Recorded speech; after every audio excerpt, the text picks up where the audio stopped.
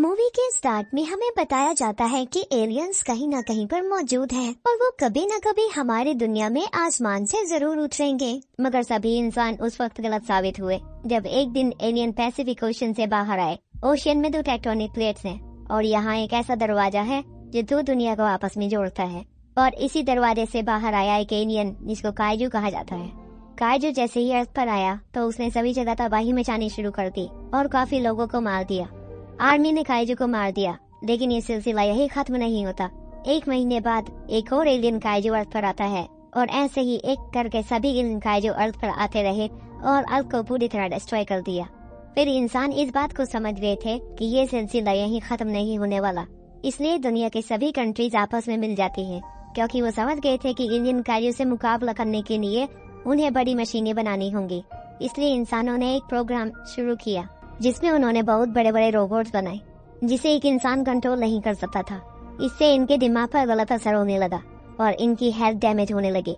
इसलिए उन्होंने प्रोग्रामिंग को चेंज कर दिया और अब इसे 2 पायलट कंट्रोल करेंगे और दोनों पायलट्स के दिमाग का कोऑर्डिनेशन अच्छा होना बहुत जरूरी है। जल्दी जितने भी काइजू धरती की गोद से निकलते उन सब को विशाल रोबोट मार देते और अब काइजू इंसानों के लिए सिर्फ एक मजाक बनकर रह गए।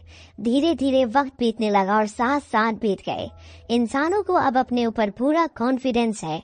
वो जानते हैं कि कभी भी कोई काइजू समंदर के कोख से निकलेगा तो उनका विशाल रोबोट जिसे 2 पायलट्स कंट्रोल करते हैं वो उस काइजू को खत्म कर देंगे। पर हम 2 जुड़वा भाइयों को देखते हैं जिनमें से एक का नाम येंसी और दूसरे का नाम राइली था और अब ये दोनों उस रोबोट को कंट्रोल करेंगे जो काइजू को मारने जाएगा। अब ये दोनों उस रोबोट के अंदर बैठ जाते हैं। अब इन दोनों के ब्रेन को सिम किया जाता है ताकि इन दोनों का ब्रेन एक ही तरह काम करे। अब ये दोनों अपने रोबोट से इस तरह जुड़े थे कि जो नुकसान रोबोट को होगा वही इनको होगा और अब ये दोनों अपने रोबोट को लेकर ओशन में चले जाते हैं। दोनों अपने रोबोट से काइजो पर अटैक कर देते हैं। आज से पहले ये जो 2 काइजो एलियन से लड़े थे इन लोगों ने उन एलियंस को आराम से हरा दिया था, लेकिन ये काइजो एलियन बहुत ही ज्यादा पावरफुल था। लेकिन फिर भी ये काइजो को अपनी मशीन से एक इलेक्ट्रिक शॉक देते हैं और काइजो मर जाता है। लेकिन तभी कंट्रोल रूम से इनको बताया जाता है कि काइजो अभी भी जिंदा है, तुम लोगों को जल्दी वापस आना होगा। लेकिन ये लोग उनकी बात नहीं सुनते। ये काइजो से फाइट करते हैं। काइजो इनकी मशीन यानी रोबोट का लेफ्ट हैंड तोड़ देता है और काइजो रोबोट के सर पर अटैक करता है। रोबोट के सर में ये दोनों भाई थे और काइजो एलियन येंसी को यहाँ से निकाल कर मार देता है। राइली इस बात से बहुत ज्यादा सदमे में था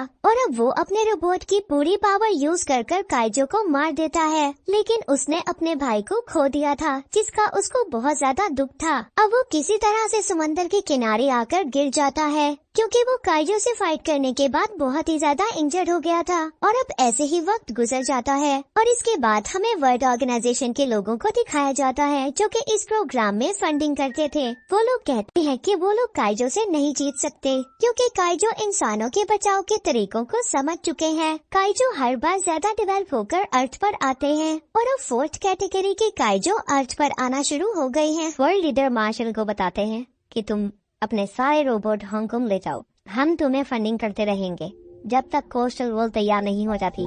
दरअसल ओशन के चारों तरफ एक दीवार खड़ी की जा रही होती है ताकि काइजो दीवार से इधर ना आ सके। मगर मार्शल इतनी जल्दी हार मानना नहीं चाहता था। वो रोबोट वाले प्रोग्राम को बंद नहीं करना चाहता था और वो किसी तरह लाइली तक पहुँच जाता है जो अब रोबोट प्रोग्राम को छोड़ चुका होता है जिसमें उसके भाई की मौत हुई थी। मार्शल राइली से प्रोग्राम वापस ज्वाइन करने को कहता है पर राइली साफ मना कर देता है। मार्शल उसे कहता है कि सिर्फ तुम इस दुनिया को बचा सकते हो। राइली मान जाता है। मार्शल कहता है कि मैंने सभी रोबोट्स ठीक कर दिए हैं। फिर ये लोग हांगकांग वापस जाते हैं जहाँ ये सीक्रेटली इस प्रोग्राम को चला रहे होते हैं और अब इनके पास सिर्फ 4 रोबोट बचे होते हैं। मार्शल कहते हैं कि तुम उस गेट पर परमाणु हमला करोगे जहाँ से ये काइजू बाहर आते हैं। राइली कहता है कि मैंने पहले कोशिश की थी पर लेकिन उस दीवार के पार कुछ भी नहीं जाता। मार्शल कहता है कि मेरे पास एक प्लान है और यहाँ हम मार्शल की एक डॉटर को देखते हैं जिसका नाम मैको है। वो कहती है कि मैं को पायलट बनना चाहती हूँ और रोड के साथ दिमाग से जुड़कर काइजू को मारना चाहती हूँ। मार्शल उसे मना कर देता है। फिर इसके बाद राइली के लिए को पायलट चुनने की तैयारी चल रही होती है जहाँ एक के बाद एक सबको राइली से लड़वाया जाता है। राइली सभी को 1 या 2 बार में हरा देता है।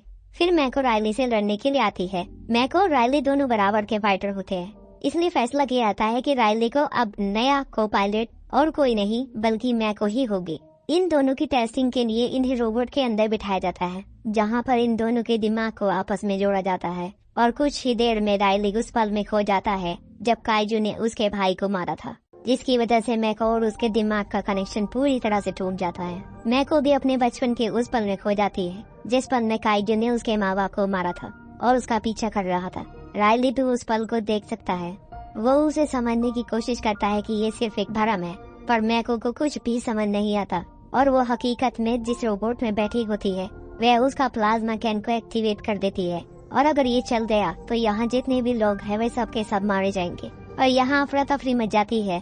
और इससे पहले मैको हथियार को चलाती उससे पहले ही पावर कनेक्शन को ऑफ कर दिया जाता है, जिससे रोबोट ऑफ हो जाता है। इस घटना के बाद मार्शल मैको को पायलट की पोस्ट से निकाल देता है। वहीं दूसरी तरफ यहाँ पर एक साइंटिस्ट को दिखाया जाता है जिसका नाम न्यूटन होता है। वो अपने दिमाग को काइजू के दिमाग से जोड़ता है, जिसे उन्होंने यहाँ केमिकल के अंदर डुबा रखा होता है। और जब न्यूटन दिमाग को काइजू के दिमाग से जोड़ता है तो उसे वह जगह दिखाई देती है जहाँ से ये काइजू आ रहे होते हैं। और वहाँ कुछ एवियन भी दिखाई देते हैं जो काइजू को बना रहे होते हैं। और अब मार्शल न्यूटन के पास आता है। न्यूटन उसे बताता है कि 1 से 4 कैटेगरी तक के काइजू अभी तक आ चुके हैं। वो सिर्फ जगह को साफ करने के लिए आए हैं और इसके बाद जो काइजू आएंगे वो इंसानों को मारने के लिए ही आएंगे। ये काइजू पहले भी आ चुके हैं जब डायनासोर हुआ करते थे, पर तब इनके लिए पर्याप्त एटमॉस्फेयर नहीं था, इसलिए ये वापस चले गए और इंतजार करते रहे। और अब ओजोन लेयर के पिघलने की वजह से और कार्बन मोनोऑक्साइड के बढ़ने की वजह से ये एटमॉस्फेयर इनकी तरह से पर्याप्त है।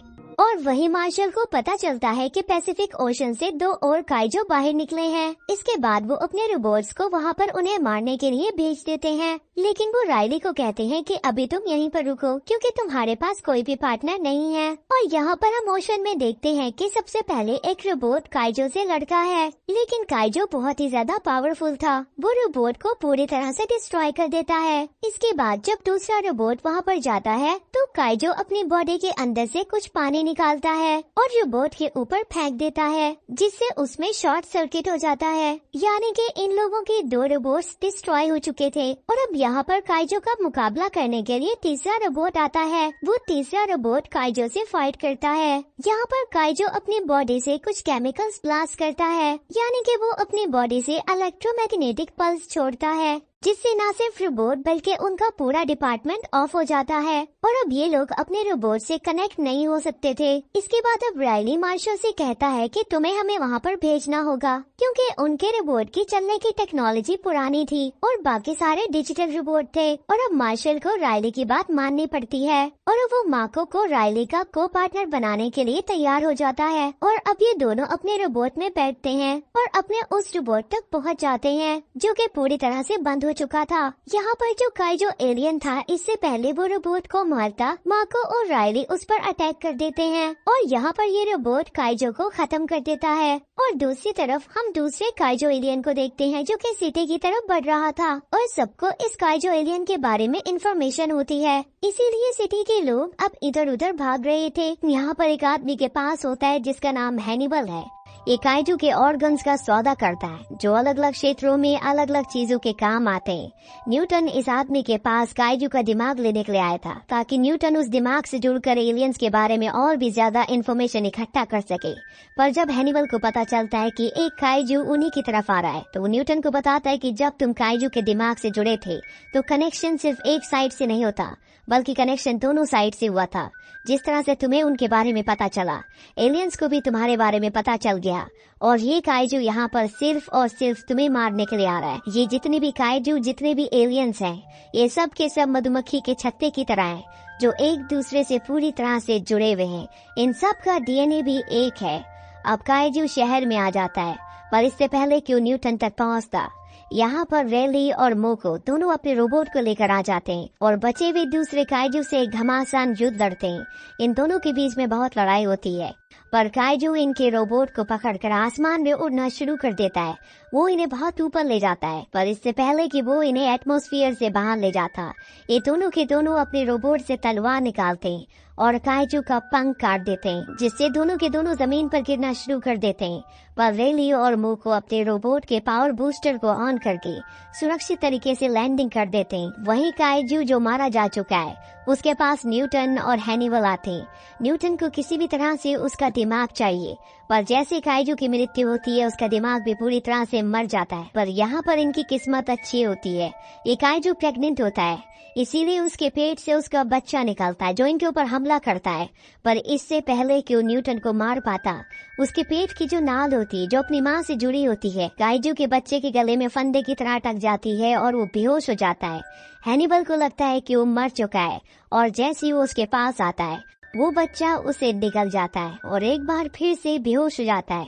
वहीं दूसरी तरफ मार्शल को दिखाया जाता है, जो अब अपने बचे हुए 2 रोबोट्स के साथ अपने प्लान को अंजाम देना चाहते हैं, यानी कि वो उस दरार में जहाँ से काइजू निकलते हैं, जो कि दूसरी दुनिया का रास्ता है, उसके अंदर एटम बम डालकर उस दुनिया को पूरी तरह से खत्म करना चाहते हैं।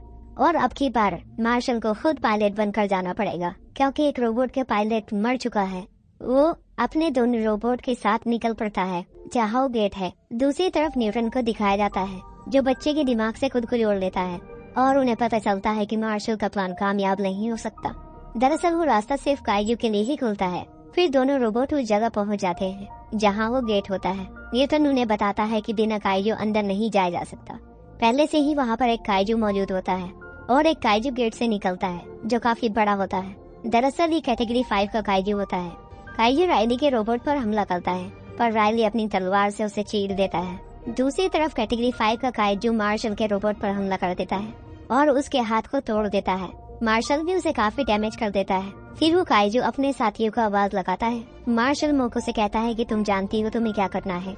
मार्शल अपने साथ दोनों काइजू को लेकर एक बहुत बड़ा ब्लास्ट कर देता है और दोनों काइजू मर जाते हैं। फिर राइली उस काइजू को लेकर आगे बढ़ता है, तभी उसके सामने एक जख्मी काइजू आ जाता है जो अभी भी जिंदा होता है।